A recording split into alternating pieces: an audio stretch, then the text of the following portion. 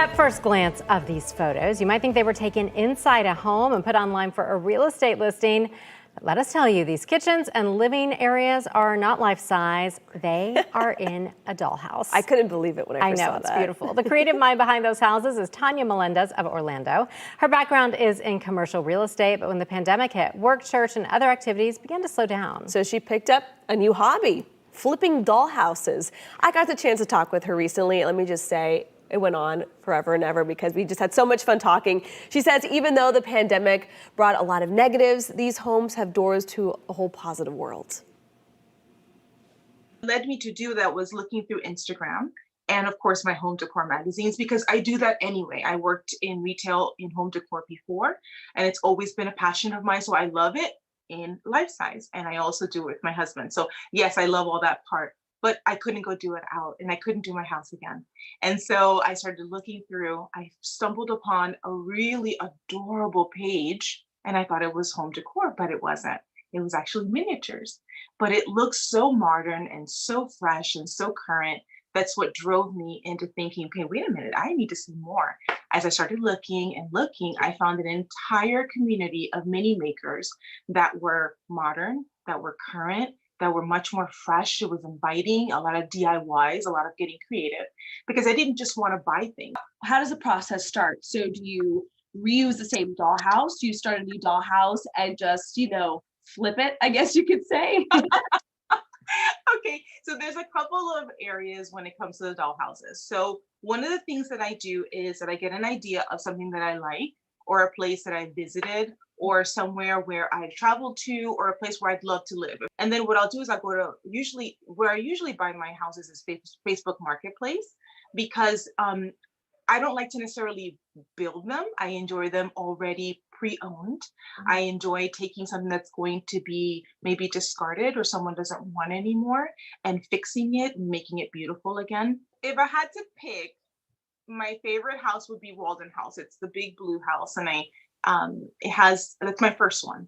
And I think it's my favorite because really when I was most anxious is when I poured so much of my heart and soul into it, and it really grounded me and it helped me through some really difficult times. What is this dollhouse community like on social media? No matter if you're entry level, if you're mid, if you're an expert, I've seen some builders, some people that do some just so talented, and they're like, wow, great job on your DIY light fixture. And you're like, really? I just used some hot glue and you think it's good. They're like, fantastic job, way to go.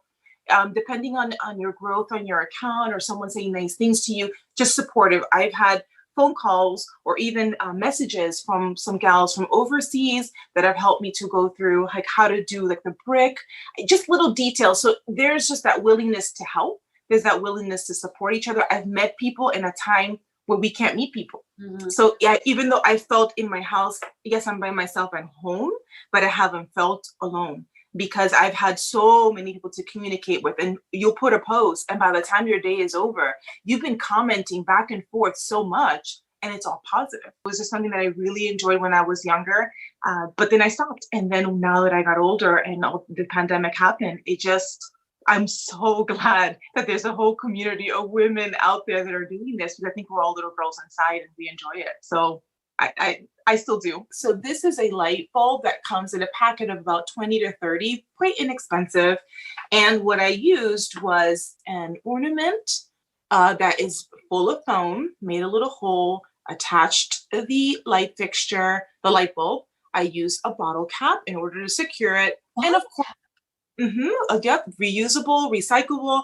And then what I did was, and this is the construction paper, the crafting paper, and you see, and you leave it here, you twist it, you turn it on, and you've got lighting. And here you go.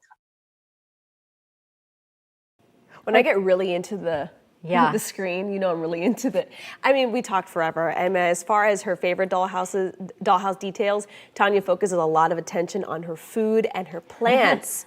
And as far as selling goes, she goes on commission basis. Designing them usually takes a few months. Price ranges we're talking about $15,000 to about $3,000. Just watching that, I'm like, her dollhouses have better lighting than my actual Has home up that I live lighting in. and Yes. it's just amazing. Yeah, the best way to get a hold of her is through Instagram, and we posted her information for you on clickorlando.com. And that is just all so cool. I had no idea this was a whole other world until you walked out of the interview that day and said, check this out. Yeah, you have to. I mean, it's just fascinating when I asked her about where her inspiration comes. You know, she looks at different magazines and different home decor. I mean, I've asked her if she's going to use shiplap because that seems like it's all in right now. But she says it's cheaper than her redecorating her house. Her husband prefers her doing small houses instead. It's a little cheaper than a whole home. Yeah, and she's making money and she keeps her grounded, so win-win. Yeah.